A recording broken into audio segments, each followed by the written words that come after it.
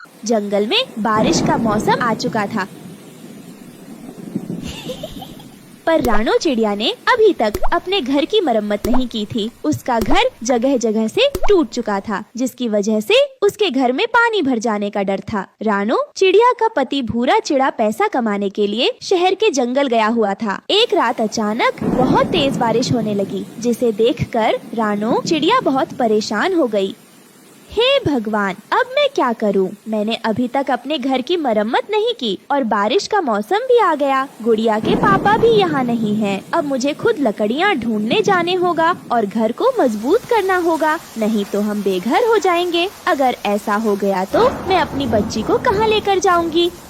रानो चिड़िया बारिश में ही लकड़ियाँ ढूंढने चली जाती है। लकड़ियाँ ढूंढते ढूंढते वो बारिश के पानी में बुरी तरह भीग जाती है, जिस वजह से वो बहुत ज्यादा बीमार हो जाती। उसे ज्यादा दूर उड़ा भी नहीं जा रहा था। अरे ये क्या, अचानक से मुझे बहुत कमजोरी महसूस हो रही है। मुझे घर चलना चाहिए, लकड़ियाँ लेने फिर से आ जाऊंगी। फिर रानो चिड़िया बिना लकड़ियाँ लिए ही घर वापस लौट आती है। वो बुखार से तप रही थी और घर आते ही वो लेट जाती है। उसे यूं बीमार देखकर उसकी बेटी गुड़िया अपनी माँ से पूछती है, मम्मा मम्मा क्या हुआ आपको? आपकी तबीयत तो ठीक है ना? रुकिए मैं देखती हूँ। मम्मा, अरे बाप रे बाप, आपको तो बहुत तेज बुखार है। मम्मा रुको, मैं अभी डॉक्टर से दवा लेकर आती हूँ। नहीं गुड़िया बेटी, बारिश बहुत तेज है, बाहर गई तो भीग जाओगी और अगर तुम भी बीमार पड़ गई तो तुम्हें कौन संभालेगा? मैं ऐसे ही ठीक हो जाऊंगी बिटिया, तुम परेशान मत हो।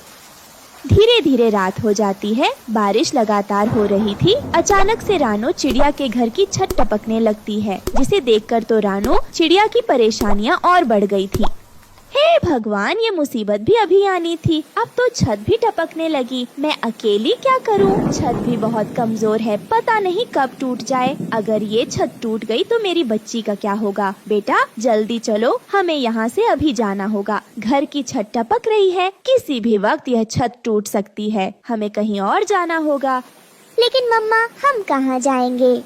बेटा हम कालू अंकल के घर जाएंगे। मैंने उनकी काफी बार मदद की है, वो जरूर हमारी मदद करेंगे। उनका घर पक्का भी और बड़ा भी है। चलो बेटा देर मत करो, अभी ये सब बात करने का समय नहीं है, कहीं कुछ अनहोनी ना हो जाए।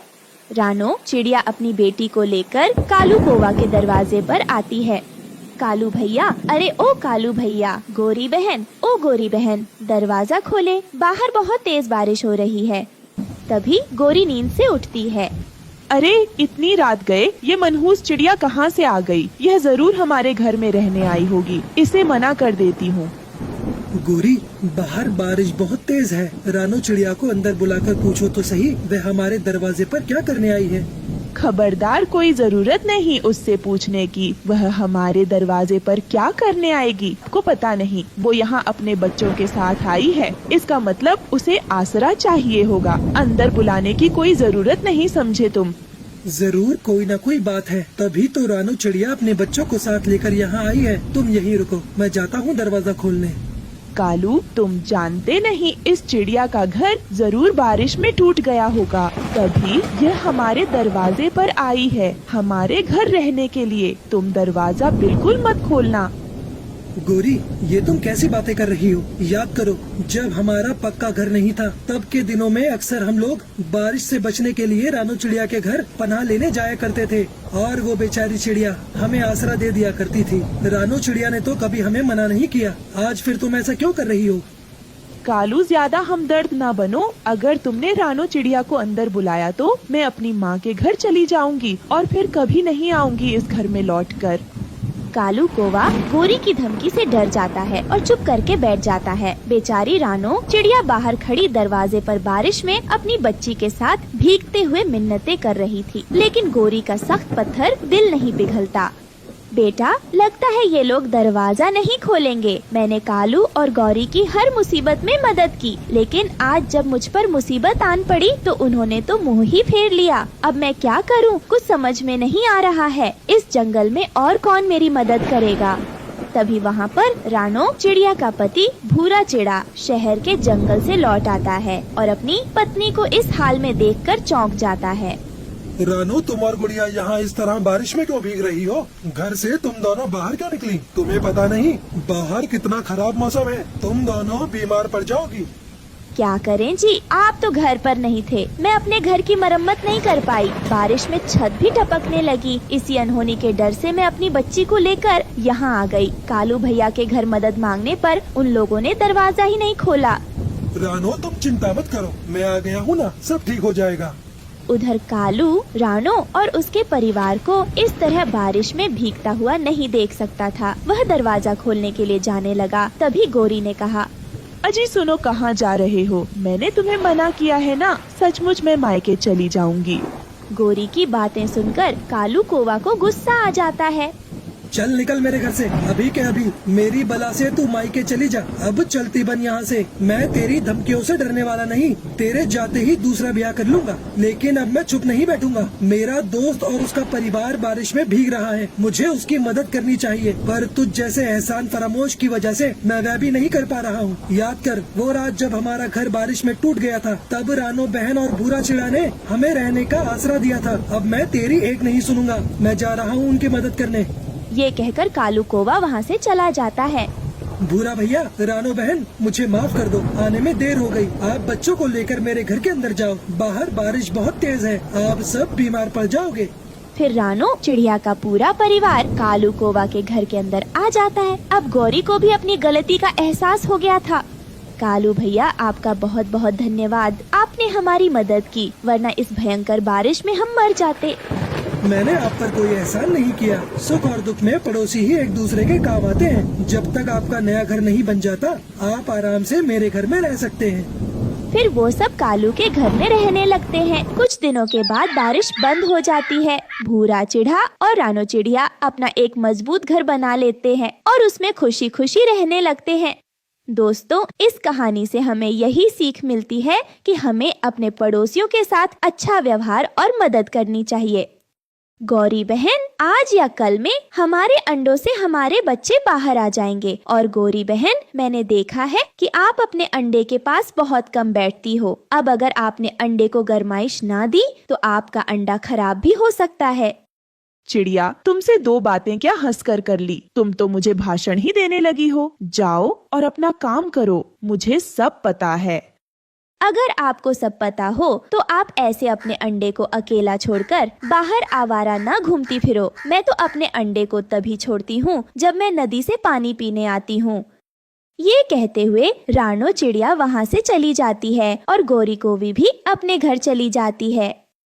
तुम इतनी देर से कहाँ थी? जब मैं भोजन लेकर आया था तो हमारा अंडा अकेला था। ऐसे हमारा अंडा खराब हो जाएगा। ये बात तुमसे रानो चिड़िया ने कही होगी। सुनो, उसने मुझसे कुछ नहीं कहा। मुझे पहले से ही पता है, अगर हमारा अंडा खराब हो गया तो मैं तुम्हें छोड़ूंगा नहीं। ऐसा भी तो हो सकता है कि तुम अंडे पर बैठ जाया करो। और भोजन तुम ले आया करो। खाते समय तो मेरे हिस्से का भी खा जाती हो और अंडे पर बैठने के लिए डर रही हो। जी, मुझे आज सुबह अपने अंडे के अंदर से बच्चे की आवाज सुनाई दी थी। मुझे तो ऐसा लग रहा है कि अब हमारे अंडे में से बच्चा बाहर आने ही वाला है। जब आप नदी से पानी पीने गई थी तो मुझे भी ऐसा ही लगा था। और मुझे तो ऐसा लगा था कि कोई मुझे पापा पापा कहकर बुला रहा है। बेटा है या बेटी, बहुत शरारती है ये और बहुत तेज है मेरा बच्चा। रात होती है और वो दोनों सो जाते हैं। दूसरे दिन जब कालू कौवा की आंख खुलती है तो वो देखता है कि गौरी कौवी घोंसले में नहीं है और वो काफी ज्यादा चिंतित हो जाता है। ये गोरी तो आज सुबह सुबह ही अंडे को अकेला छोड़कर न जाने कहाँ चली गई है, जबकि मैंने कल उसे समझाया था कि हमारा अंडा खराब हो जाएगा। न जाने क्यों ना ही ये अपने अंडे का ख्याल रखती है। अब मैं कहाँ ढूंढूं इसे? ऐसे अपने अंडे को अकेला छोड़कर भी तो नहीं जा सकता हूँ। फिर वो ऐसे दोपहर तक अंडे के पास बैठा रहता है और उसे पानी पीने भी जाना था। अगर मुझे पता होता कि गोरी तुम ऐसी हो तो मैं तुमसे कभी शादी ही नहीं करता। फिर दूर से उसे रानो चिड़िया का पति भूरा चिड़ा आता हुआ दिखाई देता है। तब कालू उसे आवाज देता है। क्या हुआ कालू जी, आपने मुझे क्यों बुलाया है? यार, आज मेरी पत्नी गोरी सुबह से ही कहीं घूमने चली गई है और अब तक वापस नहीं आई। मुझे बहुत प्यास भी लगी है। क्या आप गोरी को ढूंढकर यहाँ ला सकते हो? मैं रानो के लिए नदी से पानी लेने जा रहा हूँ। हमारे घर में भी अंडा है। एक मेरी पत्नी है जो नदी पर जाना भी बंद कर दिया है, और एक आपकी पत्नी है कि उसे तो कोई परवाह ही नहीं है। वो मेरी पत्नी, वो मेरी एक नहीं सुनती, क्या करूँ? अभी मैं पहले अपनी पत्नी को नदी से पानी दे आऊँ, फिर मैं देखता हूँ, अगर गोरी मिल गई तो मैं उसे घर भेजता हूँ। फिर वो वहाँ से चला जाता है। रानो, आप ये पानी लें और मैं गोरी को ढूंढने जा रहा हूँ। क्या क्या गोरी कहीं खो गई है? मुझे रास्ते में कालू मिला था। वो सुबह से अपने अंडे के पास बैठा हुआ है और गोरी पता नहीं कहाँ चली गई है, इसलिए उसने ही मुझे गोरी को ढूंढ कर लाने को कहा है।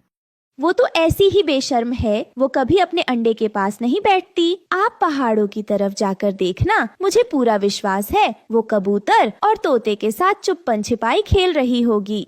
फिर रानो चिड़िया का पति वहाँ से चला जाता है। 1 2 3 4 5, मैं आ गई, सब छिप जाओ। गोरी, तुम थोड़ी शर्म करो। तुम यहाँ बच्चों की तरह खेल रही हो और वो कालू बेचारा प्यास से मर रहा है। जाओ, जाकर अंडे पर बैठो, वो कालू तुम्हें बुला रहा है। तभी कबूतर और तोता भी वहाँ आ जाते हैं। हमने तो इनसे कई बार कहा कि गोरी बहन आप अपने घर जाओ और अपने अंडे पर बैठो, पर इन्होंने हमारी एक नहीं सुनी। तुम सब पापा पक्षी बहुत बुरे हो। क्या अंडे पर मम्मा ही बैठती है, पापा पक्षी नहीं बैठ सकते हैं? गोरी बहन, हम पापा पक्षियों को परिवार के लिए भोजन लेकर आना पड़ता है और मम्मा चिड़िया ही अंडे पर बैठती है। बरसों से यही रीत चली आ रही है। गोरी बहन, अब अपनी बातें ही सुनाती रहोगी या जाओगी? अब जाओ यहाँ से, कहीं ऐसा ना हो कि कालू अपनी बड़ी लाठी लेकर यहाँ भी आ जाए। फिर गोरी वहाँ से चली जाती है। मैं तो तुम्हारे नाम पर ही मर गया था कि गोरी, लेकिन तुम तो नाम की ही गोरी हो, लेकिन अंदर से काली हो। अरे अरे, अब क्या हुआ है? मुझे भी तो कुछ बताओ। तुम कौन से गोरे चिट्टे हो? तुम भी तो काले कौवे ही हो। मुझे तुमसे लड़ना नहीं है, जाओ और अंडे पर बैठ जाओ, मुझे नदी पर पानी पीने जाना है। फिर कालू कौवा नदी से पानी पीने चला जाता है और ऐसे ही 3 दिन बीत जाते हैं और चिड़िया के अंडे से एक प्यारी सी बेटी निकलती है, जिसे देखकर मम्मा और पापा बहुत खुश थे। आ गई मेरी प्यारी सी सुंदर सी बेटी। मम्मा मम्मा, मैं आ गई हूँ। आज तो मेरा अंडे में जरा भी मन नहीं कर रहा था। मेरा मन कर रहा था कि मैं जल्दी से अपने मम्मा पापा को देख लूँ। मेरे मम्मा पापा तो बहुत सुंदर हैं। और मेरा बच्चा भी बहुत सुंदर है। अंडा तोड़ने में बहुत जोर लगा होगा मेरी बच्ची को। नहीं मम्मा नहीं, इतना भी जोर नहीं लगा। मैंने तो आपको अंडे से आवाजें भी दी थी। मैं तो उसी दिन बाहर आ जाना चाहती थी, परंतु उस दिन तो मैं अंडे को तोड़ ही नहीं सकी। देखो रानो, मैं कहता था ना कि हमारा बच्चा बहुत स्वस्थ होगा और बहुत बुद्धिमान भी। मम्मा मम्मा सॉरी, मुझे सब पता है कि आप मेरे लिए नदी से पानी पीने भी नहीं जाती थी। अब मेरी बेटी आ गई है ना, अब हम दोनों इकट्ठे नदी पर पानी पीने जाया करेंगे। मम्मा, पापा भी हमारे साथ चलेंगे।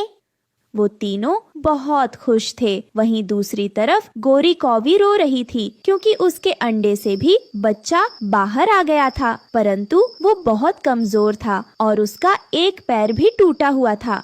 इसी बात का डर था मुझे। अगर तुम अच्छे से अपने बच्चे की रक्षा करती तो हमारा बच्चा भी स्वस्थ होता।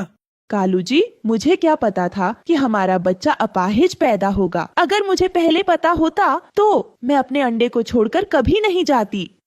नहीं मामा, आप झूठ बोल रही हो। पापा ने बार बार कहा था आपसे। पापा भोजन लेने गए थे और आप मुझे अकेला छोड़कर नदी पर चली गई थी। पता है, उस दिन मुझे बहुत गर्मी लग रही थी, तभी मेरा ये पैर भी टूट गया। और पापा, आपको पता है, मुझसे तो अंडा भी नहीं टूट रहा था। बहुत मुश्किल से तोड़ा है मैंने इस अंडे को। कालू जी, अब क्या होगा? क्या अब हमारा बेटा कभी चल नहीं पाएगा? एक पैर से चला है कभी कोई पक्षी? मामा, आपने मेरे साथ ऐसा किया है, मगर आप फिर कभी अंडे दो तो उसके साथ ऐसा न करना। मामा, अपाहिज होकर जिंदगी गुजारना बहुत मुश्किल होता है। अब छोटे पक्षी मुझे देखेंगे तो मेरा बहुत मजाक उड़ाएंगे। तभी रानो चिड़िया वहाँ मिठाई लेकर आ जाती है। कालू भैया, आप मिठाई खाए मेरे अंडे से। बहुत सुंदर सी मेरी बेटी बाहर आई है। चिड़िया, क्या बच्चा स्वस्थ है? हाँ गोरी बहन, मेरा बच्चा बहुत स्वस्थ है। अरे ये क्या गोरी बहन, क्या आपके अंडे से भी बच्चा बाहर आ गया है?